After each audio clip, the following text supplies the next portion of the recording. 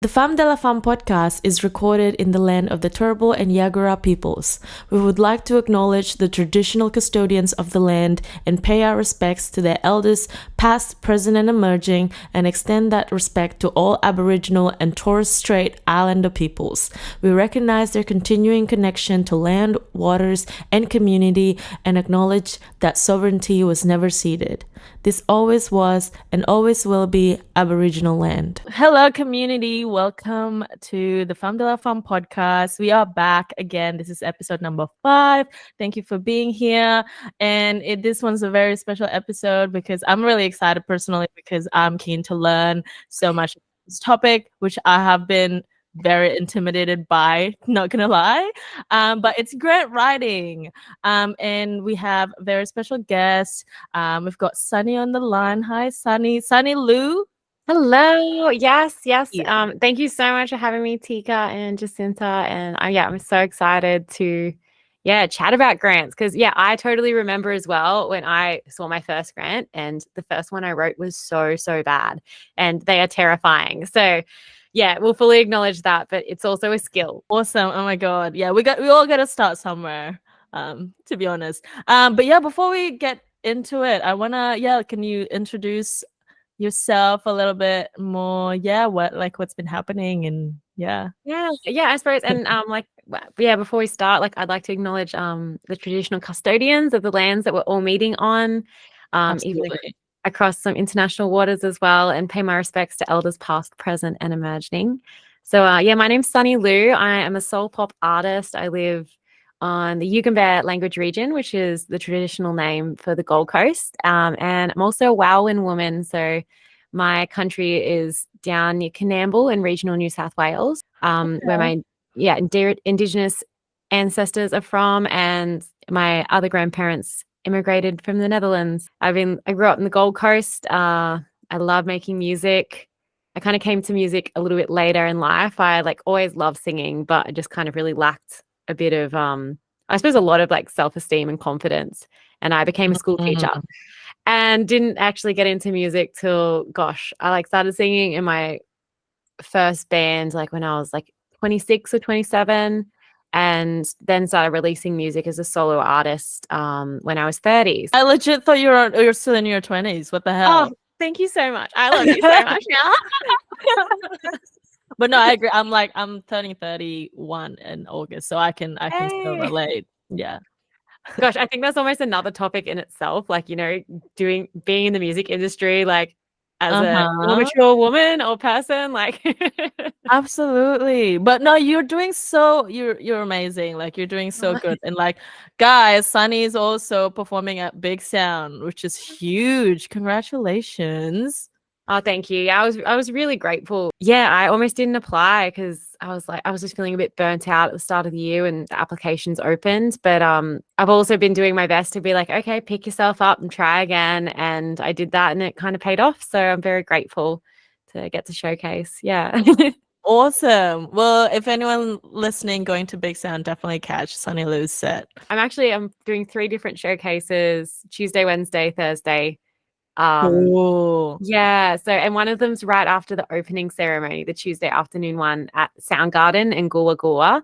And if anyone who's listening is coming along to BIGSOUND, it's Wednesday night at Soundgarden at 8 p.m.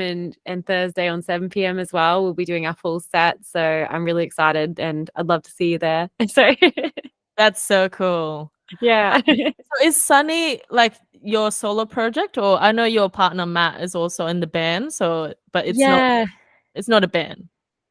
Well, it kind of started as my solo project, and then Matt and I had met each other and we'd begun dating, and he's an amazing songwriter. He's a producer, he's got his own solo project, OK Matt Collins, and then he's in a band, Wharves, as well.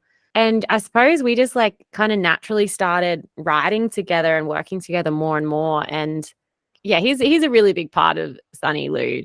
It wouldn't be the same project without him. So and he's being more and more active in different ways. He's my music director, is producing more and more, and even just helps me with all the technical end. I'm not amazing with sound production or recording software and all of those kinds of things.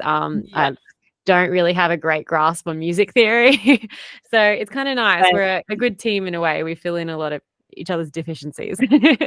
Yeah. Oh, that's cool. Yeah. Oh well, I mean, sorry, I gotta correct myself. Husband, Matt. Yeah. Yeah.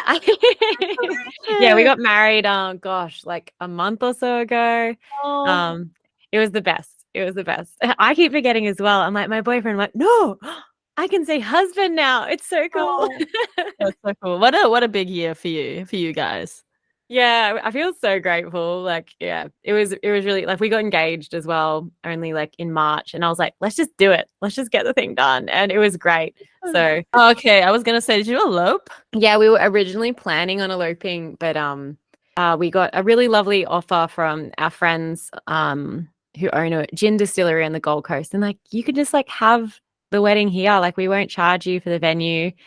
And I was like, oh, that's like really, really lovely. I'm like, are you sure? Like, and they're like, yeah, of course. So we had a small ceremony and like function there. Yeah. Oh, that's so good. Yeah, it was the best. Awesome. Yeah, nice. Well, okay, anyways, let's get Yes. into the grants. Can you share a bit more about how you first got into grant writing? Yeah, the grant world is such an interesting world. But I yeah, originally was in when I first started music, I was in a band and we released this EP and I kind of just thought it would just go out and connect with everyone as opposed to, and I didn't have to do anything like marketing or anything like that. And I soon learned that I was completely wrong and that was not what happened. So from there I kind of began to delve into like my local music network. So we have a lot of really great different resources on the Gold Coast, and I just started trawling through all of those, and I began stumbling across like grant workshops, and I was like, what's a grant? And I kind of learned that yeah, the government has money allocated to support the arts, and there's all different like strands and structures of these grants, down from like local government, they can be private entities as well, through to state and federal governments as well. So yeah, my first few grant applications were terrible and I had no idea what I was doing. But that because it is a really complex process. Like Mm-hmm. I would probably, if you're like beginning to dip your toe or wanting to like begin to understand the grant process, I think the best thing, first of all, is figure out what you want your project to be. And then can you scale it to something that's kind of like relatively smaller and manageable? Because I suppose the smaller the project, generally, the simpler it is.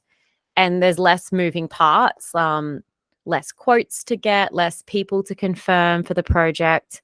And also just like begin to have really great understanding of exactly what your project is. Like, is it a single?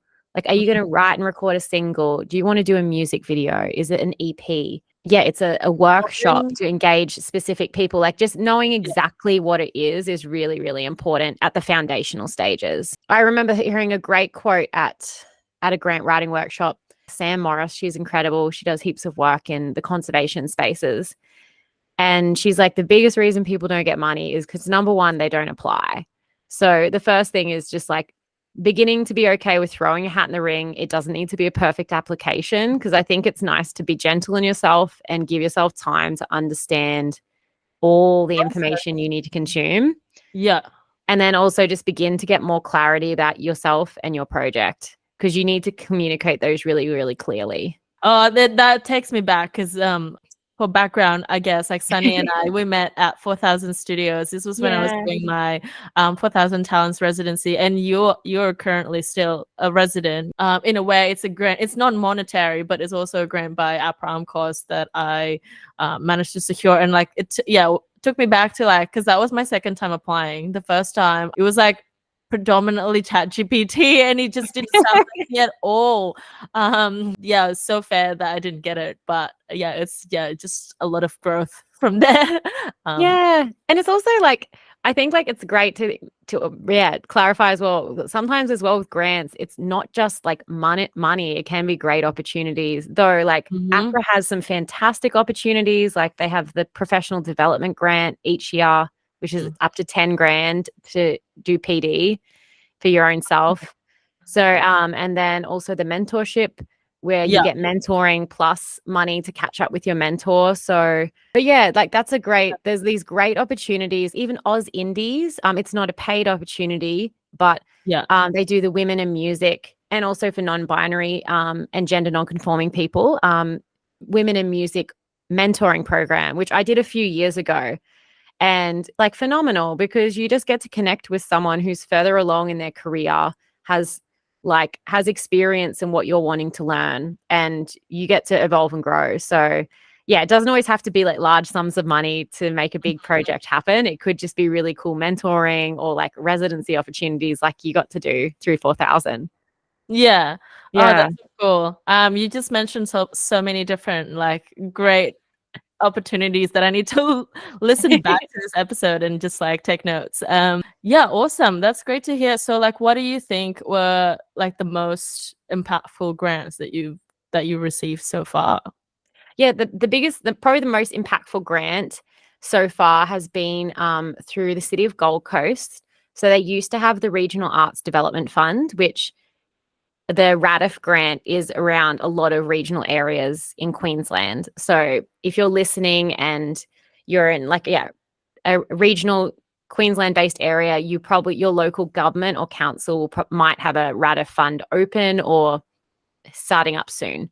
So I managed to get about $14,500 to go towards my first album. And yeah, that was huge, because prior to that, I'd released my first EP, and I was pretty stoked. But I remember going to these grant workshops, and they're like, find something that's going to grow yourself and challenge yourself. And I kind of really sat with that statement for a bit, and I was like, okay, like I actually think doing an album would really challenge me, and doing it really did. Managing an album project is a lot of work. Yeah. And that had 2 rounds, actually. I got knocked back the first round. However, a common process with a lot of grant applications, but not all, is just check in if they offer feedback. And if you can get feedback, just email and ask for it. Not every fund offers that, or like a lot of award or like example showcases like BIGSOUND don't necessarily offer that. But Arts Queensland, Creative Australia, generally, like it would depend on the city council, but like City of Gold Coast offered feedback. So I got knocked back. I took all my notes and was like, this is what I need to work on and do better. And I made my application better and put it in, and I got it. And I kind of like couldn't believe it. I was like, wow, this is actually happening now. But I suppose also like with that as well, the somewhat downside, like not to be, but just to be realistic as well, is often then you realize that you are up for a bit of money yourself, because depending on how, I was engaging a lot of people. So I was kind of up for like about $15,000 myself to make the whole project come to fruition, which I'd committed saying in that grant. Yeah. So it's like, again, this is where I think find what you want to do and see what you're comfortable with, because the thing is, if you get the grant as well, you're going to be realizing the project. So it's really great to like sit with your budgets and be realistic with your figures, even overestimate sometimes, because sometimes you're looking at pretty big numbers and you're like, oh, whoa, that's a bit scary. But it's kind of good to take that seriously as well. Yeah, so I guess that's part of the budgeting. How do you figure out those amounts? A lot of emailing and a lot of contacting people. So it depends. Again, every project, it depends. But just say, for context, you're wanting to do an EP, a 5-track EP with a producer that you really like. That would be like contacting them, getting quotes for their rate. Perhaps like the project is recording the EP, getting it mastered, and releasing to like a song and then the EP, just as a digital release. So you'd be looking at mastering. Do you need session musicians? Can you play all the instruments yourself? Like, how long is it going to take you? How many hours do you think it'll take you to manage this entire project? Like, do you need photography? Like, who are you going to work with? Again, it's a lot of logistics, a lot of emailing and research and just chatting to people.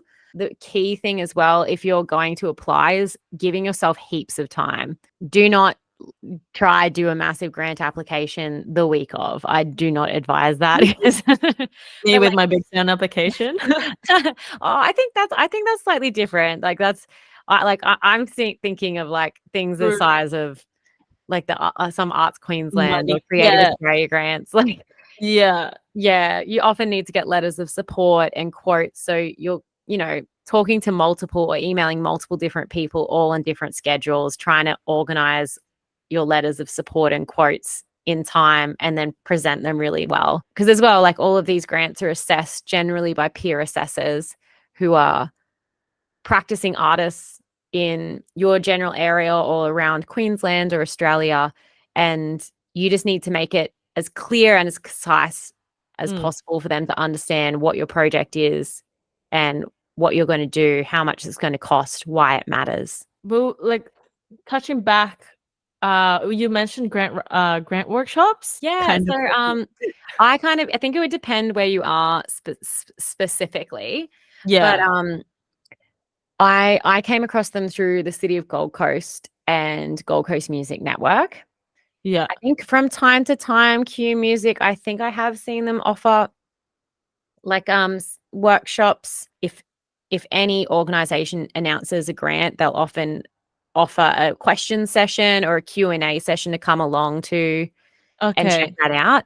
And then generally most grants, they'll have guidelines that you can download and look at the eligibility criteria, like what's expected of you.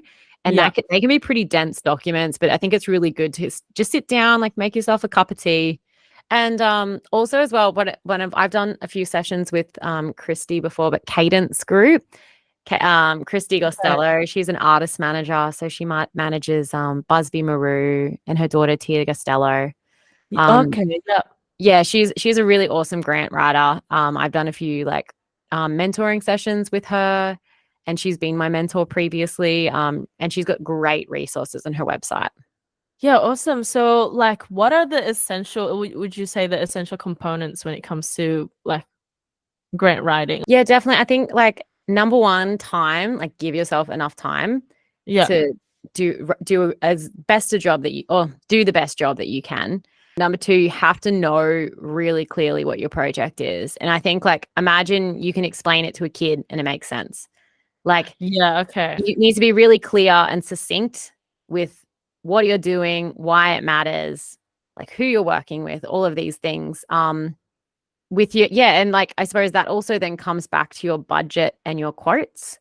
So just make sure if you've collated all of these quotes for say like the EP we were using as a hypothetical, like take some time to consolidate them all into one document and make it like easy to follow. So organize it so it's really, really easy to understand and like you can just get it straight away. Like if there's any kind of thing in conflict, like your quote doesn't match up with your budget, that's going to be when people are like, oh, actually, like what's going on? Like, and it could have just been a silly mistake, but that comes maybe back to time. If you give yourself enough time, like I kind of like to, if all is going well, and this hasn't happened every time either, I've definitely stuffed up grants in the very final moment.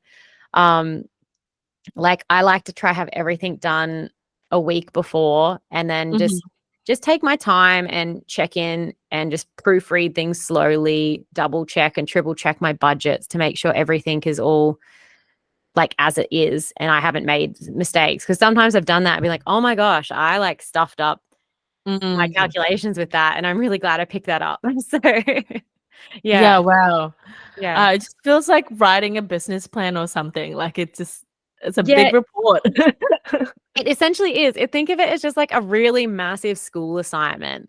Yeah, it's essentially like that. It's a big school report. Be clear, like reorganized. It's kind of So once you've got that grant, how do you have to do some sort of reporting for every single every milestone, I guess? Yeah, no, that's a really great question. Yeah, because like essentially it's one thing to get a grant, but also you are generally like depending on the stream again, but if it's through a government agency, you're signing a contract with the government and you've agreed that you're going to be using that money to do the said activities in the grant. Like you can't just go on a holiday. Yeah, like if there's changes in your project, which naturally can happen easily, like for my album, for example, like I didn't end up with working with one producer as much as I thought, and I worked with a different one, and a few things changed. And a part of my I suppose like obligation getting the funding was I had to communicate that to City of Gold Coast.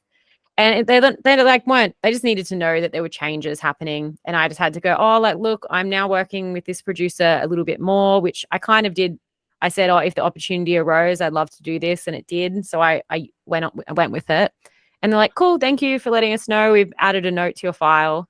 And also a point to add to that as well, if you're successful with a larger grant, it's really important to like track all your spendings as well.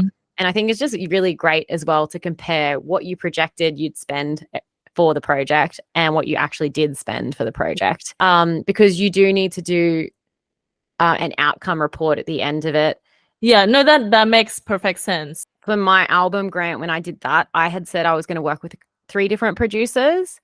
And I did work with 3 of them, though 2 of them changed. And like with, I suppose, the amount of songs I thought I was going to do, I got to work with Stephen Schramm, who, he's produced like Paul Kelly, San Cisco. He actually just did the last Crowded House album. And I'd kind of written into the application, like, oh, if the opportunity arose to do more songs with him, I'd definitely like to take him up on that offer. And it did. And I kind of just pivoted from there and just had to communicate to the City of Gold Coast, who gave me the grant, that was happening. And they were fine with it. They're like, cool, thanks for letting us know. Like, you did put that in your application. That's fine. Yeah, right. And I'm just wondering as well, like, what happens if it kind of blows out of budget? When you do that Excel spreadsheet of your budget, and you're looking at the figures, like, do your percentages and how much you are up for, and be like, okay, like, I need to be comfortable with putting this much money forward. Yeah. Because if I get this, I might be up for $15,000 myself. And am I is that viable for me right now? Or like, should I maybe scale this back so it's more like $7,000 or $5,000? Yeah, great. What do you think are some of the common mistakes that artists make when applying for grants? I mean, obviously using ChatGPT and not really proofreading. ChatGPT can be a great tool. I think just Absolutely. it's like editing what ChatGPT gives you. Yeah. Yeah, no, I think it's a great tool to use, especially like sometimes I'm just sitting there. Like, my process is often, if I'm writing responses, I'll write dot points to how to address each question first. And then, sometimes I don't want to write anything, but then I can feed that into ChatGPT and it can help me out, and I'll usually tweak it from there. But probably the biggest thing is time, like not giving yourself enough time. Because I've had artists, like I've mentored people and helped them with grant writing before. And I've had people reach out to me like 3 days before the grant is closing. They're like, so you're going to do this? And I was like, no, I'm not going to do this for you. Like, I can tell that you, like, I'm excited about their enthusiasm for their project. But I was like, look, you do not have enough time to get this done properly. Say an EP recording with all of the, like, you're looking at getting letters from your producer, your session musicians, your mastering engineer, a photographer or a graphic designer for the artwork. Like, there's so many kind of, and everyone has, their different schedules and stuff. You're like, yeah, that's the biggest thing, is just not giving yourself enough time. And I've stuffed that up myself as well. Like, I have just been like, sometimes I take on too much stuff, and then all of a sudden I completely forget that this grant I've been working on for ages is due. And I literally once I stuffed up the due date and I didn't submit the entire thing that was sitting there, like, all done. I was devastated. I fully cried so hard after that, because like, that's so much work, and I was just so preoccupied with other things, I forgot to submit it. And in my head, it was due on a Tuesday, not Monday. So Yeah. Oh no.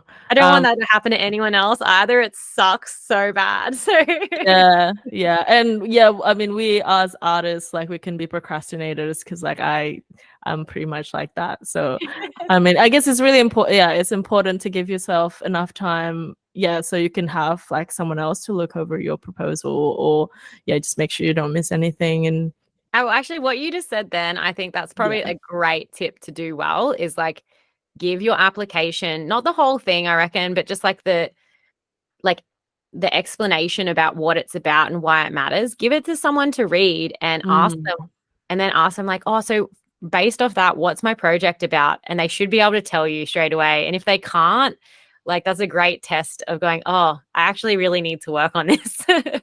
Yeah, cool. So is this a service that you provide like yourself, like a, assistance with grant writing and cool. So if someone wants to apply for a grant, um, they'll do a couple of sessions with me. So first, like, with a good distance out to the due date, sitting down, reviewing the project, and then they might have already started writing the application, or maybe they've never done it before, but we just go through it in about an hour session. They'd go do all the work and then send me their drafts, and I'd review it all and give them feedback and notes, and do that back and forth like 2 or 3 times, and then just review the final submission prior, like, and also have it submitted early because yeah, that's just better for everyone. Yeah. Oh, Yeah. nice. That's great to know. Yeah. It's I'd really recommend it when you first start. It's the best way of learning, I suppose, because it is really confusing and scary when you first start. Like I remember reading through my first like grant guidelines, and I was like, there's so many big words, and I have to look at so many other documents to make sense of this. Like I'm feeling so overwhelmed. Oh, yes. Yeah. So yeah, it's kind of nice to have someone to like, yeah, guide you through that.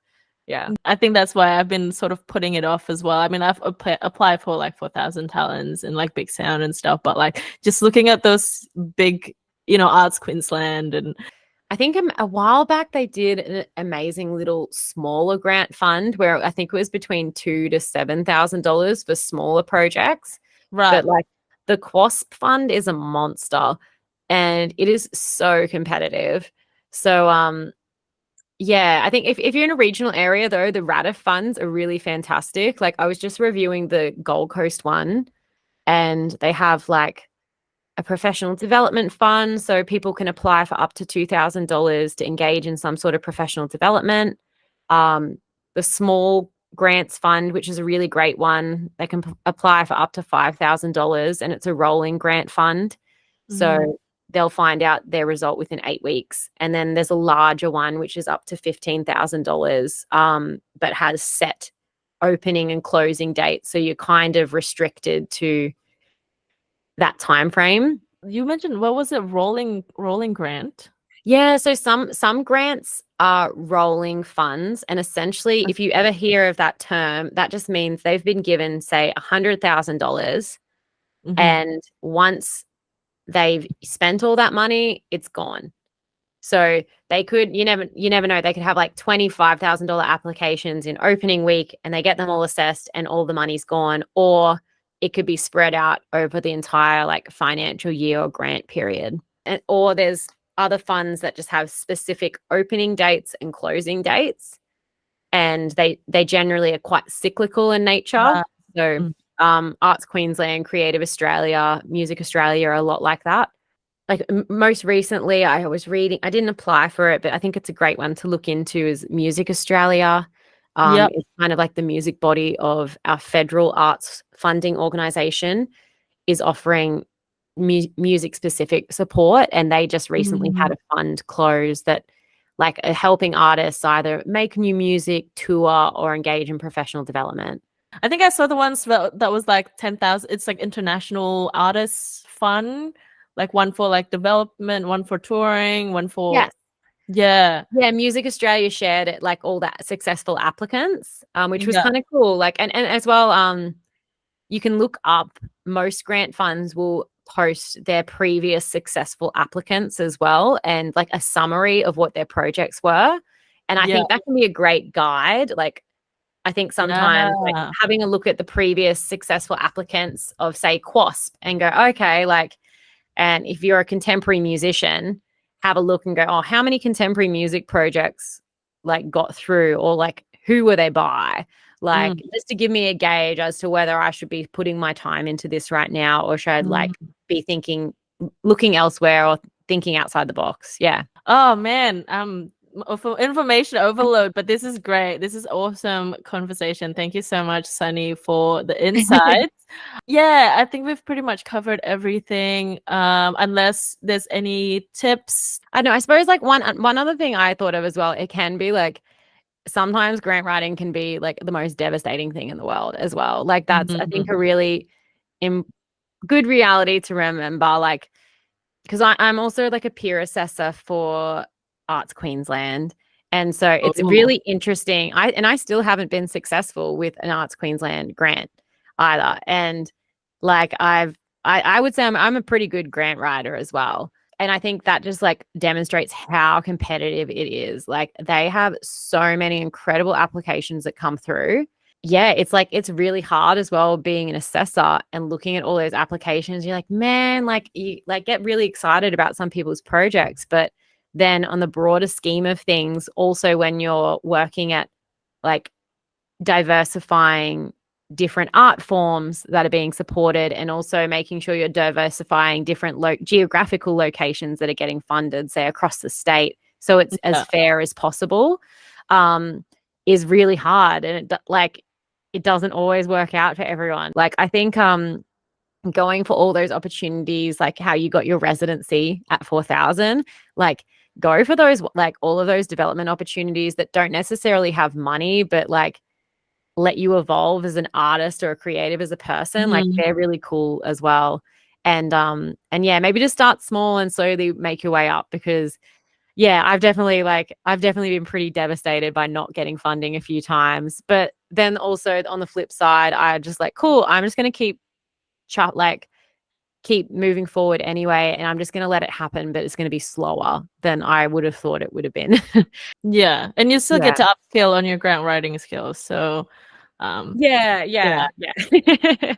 Also, to be honest, like the 4,000 talents wasn't monetary, but I think Dom mentioned like if you were to book those rooms for like a whole month, it would cost you like about $20,000. So I was like, okay, cha-ching. I know, when you see it, it's like, yeah, it's great like value. And same with like the mentorship. If you like the Oz Indies women, I'm not sure if they're still doing that program, but it's so fantastic. And I didn't get in either the first time I applied, and then I just reapplied. And I sometimes think as well, like it's great just to have your hat in the ring, your name in the hat, just like to be considered, because you might not get through the first time, but then the second time you might be a bit more familiar with the assessors and get an opportunity. So it's finding this balance of I suppose putting yourself out there, but also not burning out as well, because it can be pretty exhausting. It's like doing a business plan. Like you know your project more like better, and you know how much money you need to put into it, kind of thing, which is and you're developing more skills. Like it's 100% like you're refining your communication skills, your project management skills, and also like I just love in a way how it's challenging my thinking. Like because I'm like, oh cool, like how would I want my project to evolve next? And like a lot of established artists like Boy and Bear, G Flip, Lime Cordial are getting funding and stuff, like, and these like in my opinion really established acts. I think it's as like an independent musician, and even if you're signed, you can still apply for these things sometimes. Like it's a part of a creative practice. So even if like you're not that great at it, maybe it's finding someone to team up with who is, or engaging someone as a contractor to help you. Absolutely. So yeah, amazing. Grant writing for musicians is really good for personal development. It helps alleviate any financial strains that when it comes to producing a project. Be specific on the project details and who you're working with. So this is any third parties, service providers, producers, etc. And it's very, very important to take time creating your application or proposal. Make sure you double check things. If you want, there are resources out there like grant writing workshops or coaches such as Sunny if you want to hit her up. And when it comes to budgeting, gather quotes and letters of support. And if there's any changes, make sure you note this and provide said note to the grant providers. I think that's pretty much it. Hope everyone's getting great information, great knowledge from this episode. I know I'm definitely have. And yeah, thank you so much again, Sunny Lou. Look her up on Instagram. Or yeah, do you want to do a little bit of a plug? Yeah. You've got a song coming out, so oh my gosh, yeah. Like, yeah, I've got another song coming out soon, which is really exciting. It's a track called Animal Instinct. It's a really like fun, sexy little soul pop bop, which is very nostalgic, like with 90s noughties pop inspiration, which I'm obsessed with those eras. Such great music. Yeah, and we made a really fun little music video where we dress up as animals. It's kind of really stupid and dumb, but I love it. Nice. Yes, that's out August 16th. Awesome. And also where can people follow you? Yeah, like all the socials. I have a website, mailing list. Yeah, like any place you listen to music as well. I grabbed this before the interview. I just got my baby pressed of vinyl recently as well. So I'm so proud. So my very first album, and it's on recycled vinyl, which is so cool. So they like use all the leftover vinyl in the plant. Whoa. And there's like cool little it's like all this marbling effect. What? I know. Anyways, I'm just like, I was so proud that that's happened. Yeah. I feel like I want to talk to you more about like pressing now. Oh my gosh. We'll leave that for another time. Yeah, that can be so exciting. Oh, that's so cool. That's like my bucket list as well, my goal, just to get a press. I know. It's definitely like it's a bit of a financial investment, like getting a vinyl pressing, because I did a bit of research, but the lowest quantity was like 100 to order. Okay. But yeah, like I was like I made my first album, and that was something I was so proud of and kind of I wanted to do for so long. And I was turning like, just go for it, girl, just do it. I'm like, you're probably sorry that I am selling them slowly, but who knows? Like a song might take off and they might go a little bit quicker, which could be cool too. For sure. And like, yeah, if for now, if it's 100, it could be like, limited edition kind of. Yeah, 100%. Yeah, I'm definitely going to say that. But like, oh, this is a limited edition one. Yeah. Oh man. Collector's item. Yeah, I think it's cool. And I think like you got to find the joy in like what we're doing, because so many of us are, working other jobs and or like grinding so hard, and that's something I really connected with this year, is just like having fun with my project and really reconnecting with the joy of just getting to be creative anyway. So and I'm kind of a nerd. I don't mind writing grants, especially when I realign my intention. It's like, it's about developing myself, not having to get the money. Let go of the outcome. Yeah, and also like, your art is your baby. You want to cherish it. You want to like give it the, like, I mean, yeah, like if you have a big project, big vision, like you want to be able to realize it. And, grant and funding is sometimes where it's at.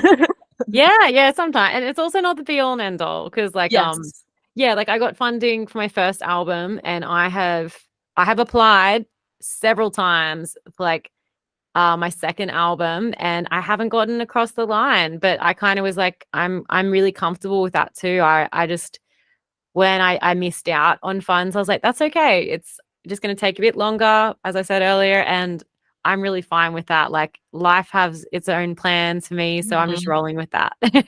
Awesome. On that note, thank you so much again, Sunny, for coming on our podcast. And thank you everyone for listening. Make sure you rate the podcast 5-star if you after listening. Sunny said, of course. And yeah, follow us on socials on Femme de la Femme. Thank you so much. Yeah, thanks for See having me, ya. Tika. See you. Thank you.